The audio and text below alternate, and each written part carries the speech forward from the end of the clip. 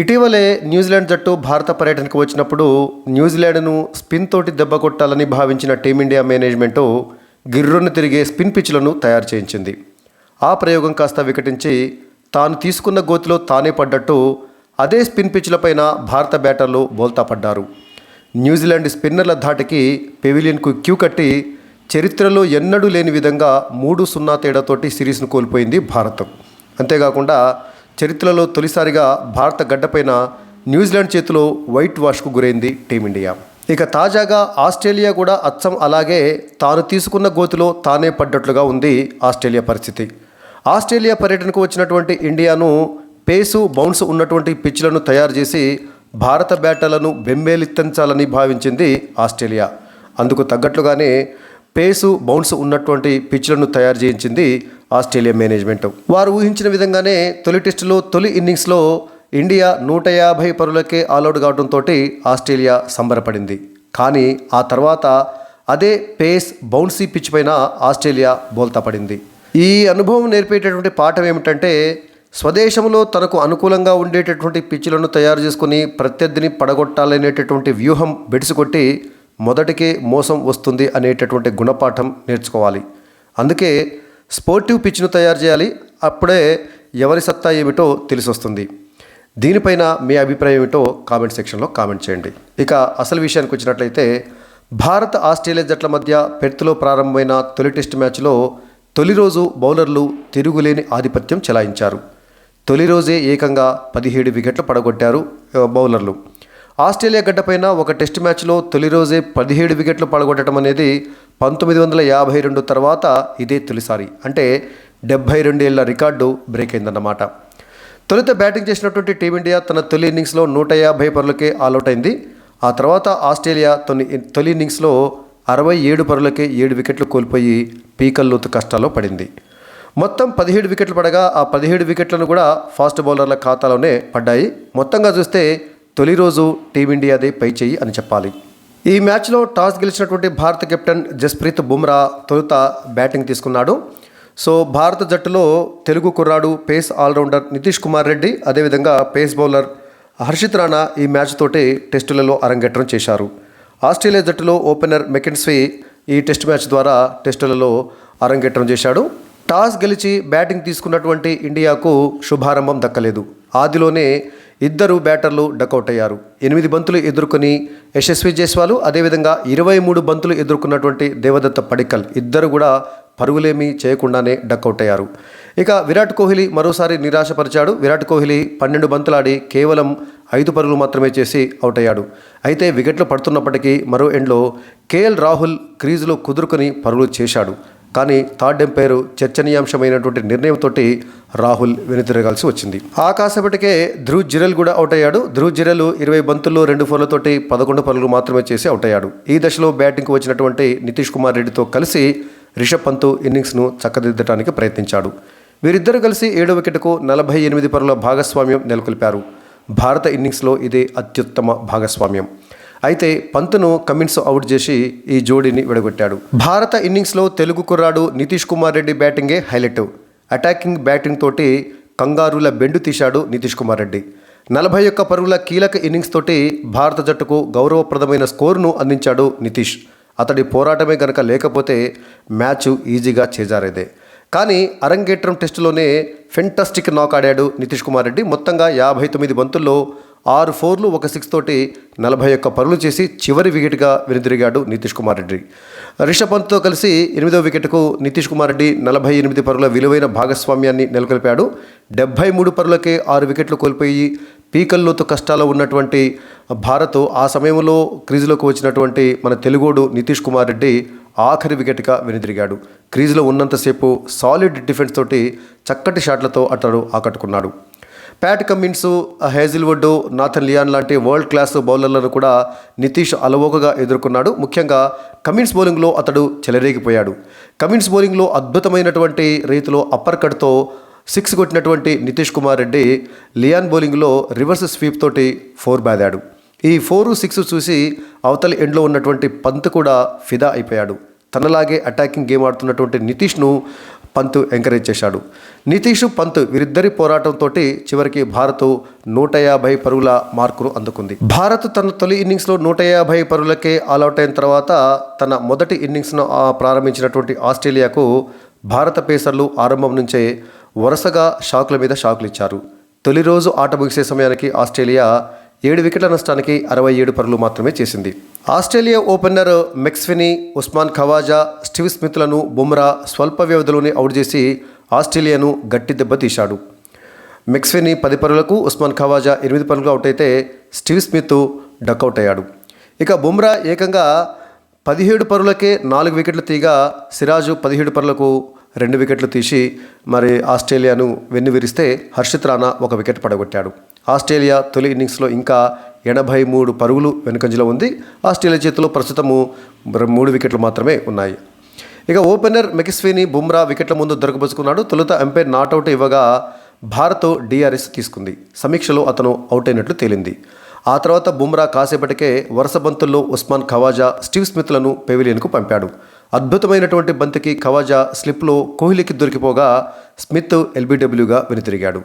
Smith కనీసం సమీక్ష కూడా తీసుకోకుండానే పెవిలియన్కు వెళ్ళిపోయాడు.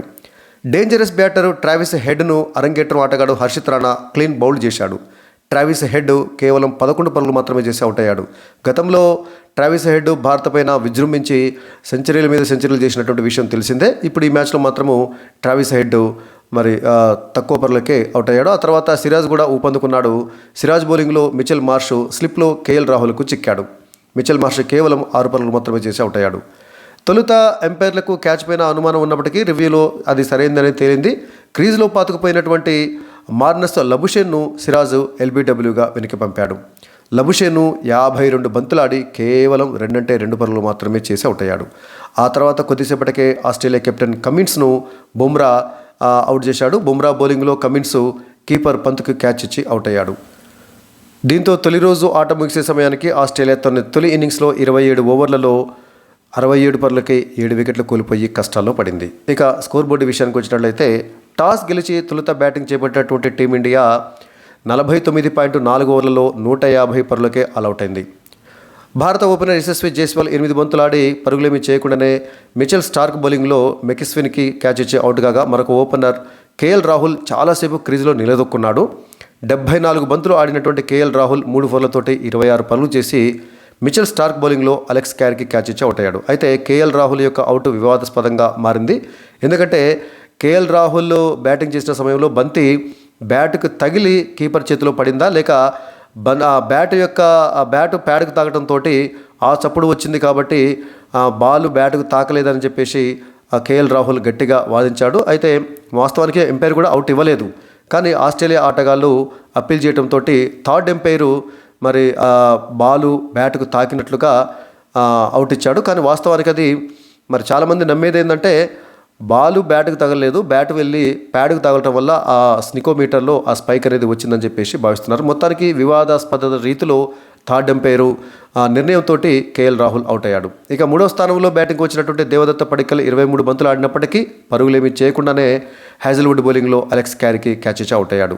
ఇక 4వ స్థానంలో బ్యాటింగ్కి వచ్చినటువంటి స్టార్ బ్యాటర్ విరాట్ కోహ్లీ టెస్టులలో తన వరుస వైఫల్యాల పరంపరను కొనసాగిస్తూ ఈ మ్యాచ్లో కూడా ఫెయిల్ అయ్యాడు. 12 బంతులు ఎదుర్కొన్నటువంటి విరాట్ కోహ్లీ కేవలం 5 పరుగులు మాత్రమే చేసి హ్యాజిల్వుడ్ బౌలింగ్లో ఉస్మాన్ ఖవాజాకు క్యాచ్ ఇచ్చి అవుట్ అయ్యాడు.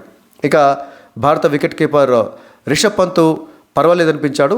ఈ భారత ఇన్నింగ్స్లో సెకండ్ టాప్ స్కోరర్గా ఉన్నటువంటి రిషబ్ పంత్ 78 బంతులు ఎదుర్కొని 3 ఫోర్లు 1 సిక్సర్ తోటి 37 పరుగులు చేసి కమిన్స్ బౌలింగ్లో స్టీవ్ స్మిత్కి క్యాచ్ ఇచ్చి అవుట్ అయ్యాడు. ధ్రువ్ జురెల్ 20 బంతులు ఎదుర్కొని 2 ఫోర్లతోటి 11 పరుగులు చేసి మిచెల్ మార్ష్ బౌలింగ్లో లబుషేన్కి క్యాచ్ ఇచ్చి అవుట్ అవగా వాషింగ్టన్ సుందర్ 15 బంతులు ఎదుర్కొని కేవలం 4 పరుగులు మాత్రమే చేసి మిచెల్ మార్ష్ బౌలింగ్లో అలెక్స్ క్యారీకి క్యాచ్ ఇచ్చి అవుట్ అయ్యాడు. ఇక ఈ మ్యాచ్లో ఇండియన్ హీరో అని చెప్పాలి నితీష్ కుమార్ రెడ్డి.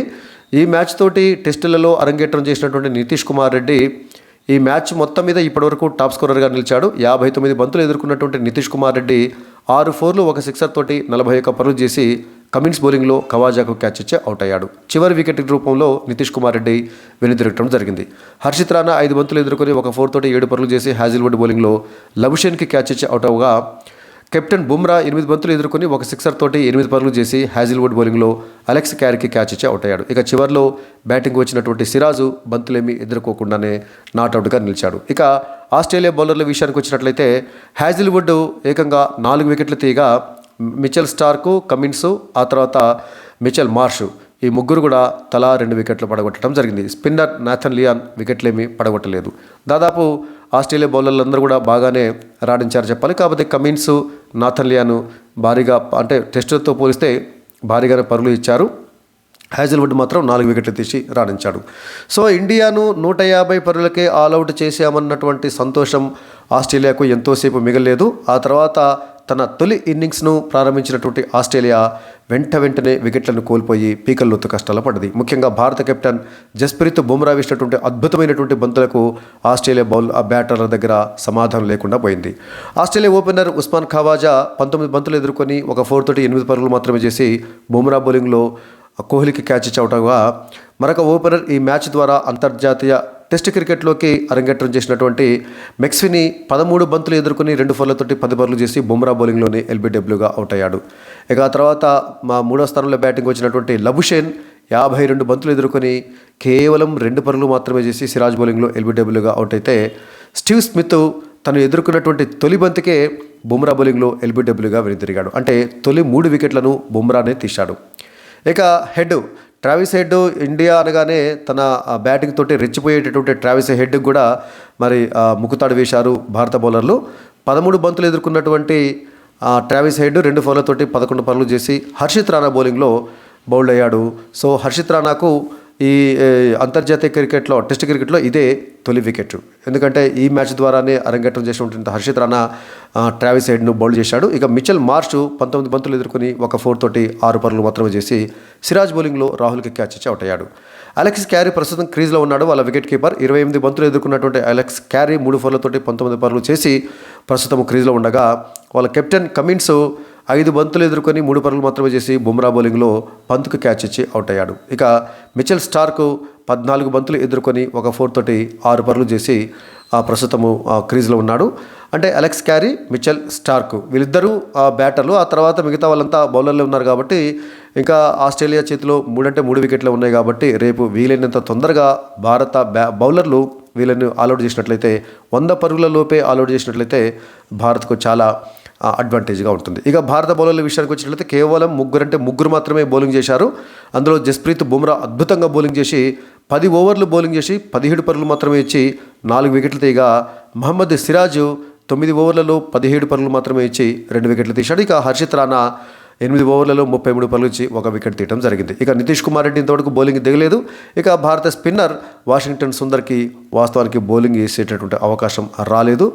సో ఇది తొలి రోజు మొత్తాన్ని చూసినట్టయితే మొదట్లో ఇండియా 150 పరుగులకే ఆల్అవుట్ అయ్యేసరికల్లా భారత అభిమానులందరూ కూడా అయ్యో మళ్ళీ ఇండియా బ్యాటింగ్ పడిపోయిందే, బ్యాటర్లు ఏమైంది ఇలా పడిపోయారని చెప్పేసి అందరూ కూడా నిట్టూరు పీడ్చారు. కానీ ఆ తర్వాత ఆస్ట్రేలియా కూడా వరుస పెట్టి వికెట్లను పడగొట్టేసరికల్లా భారత అభిమానుల్లో కాస్త ఉత్సాహం వచ్చింది, ఊపిరి పోసుకుంది. సో రేపు ఆస్ట్రేలియాను 100 పరుగుల లోపే ఆల్అవుట్ చేయగలిగితే మాత్రము ఈ మ్యాచ్లో మనము విజయం పైన ధీమాగా ఉండవచ్చు. మరి ఈ మ్యాచ్ పైన మీ అభిప్రాయం ఏంటో కామెంట్ సెక్షన్లో కామెంట్ చేయండి.